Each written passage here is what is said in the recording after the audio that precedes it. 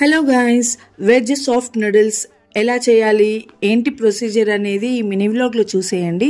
ముందుగా నా ఛానల్ని కొత్తగా చూస్తున్న వాళ్ళైతే ప్లీజ్ సబ్స్క్రైబ్ చేసుకోండి, అలానే లైక్ చేయడం మాత్రం అస్సలు మర్చిపోకండి.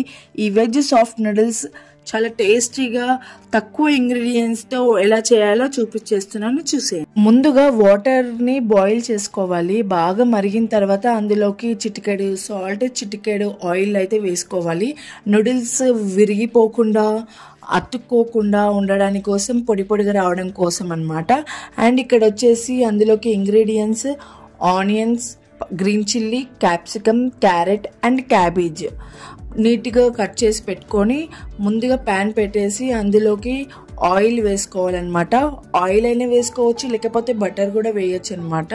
సో అండ్ ఇందులోకి ఏమేమి కావాలి అంటే soybean sauce, chaat masala, noodles masala అయితే కావాలన్నమాట. ఇందులోకి ఆయిల్ హీటెక్కిన తర్వాత ఆనియన్స్ అయితే వేసుకోవాలి.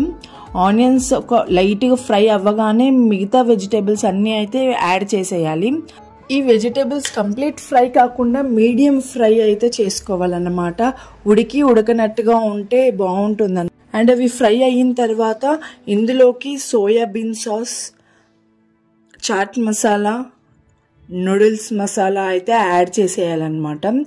అండ్ ఇందులోకి మనం ఆల్రెడీ నూడిల్స్లో సాల్ట్ వేసి ఉంటాం కాబట్టి మనం ఇందులో కూడా తగ్గినంత సాల్ట్ మాత్రమే వేసుకోవాలి. వెజిటేబుల్స్ అన్ని ఫ్రై అయిన తర్వాత నూడిల్స్ కూడా యాడ్ చేసేసి నీట్గా మిక్స్ చేసేసుకోవాలి. వెజ్ సాఫ్ట్ నూడిల్స్ చాలా సింపుల్గా అండ్ టేస్టీగా తక్కువ ఇంగ్రీడియంట్స్ తోటి ఎలా చేయాలనేది చూసేశారు కదా. మీ అందరికీ నచ్చిందని అయితే అనుకుంటున్నాను.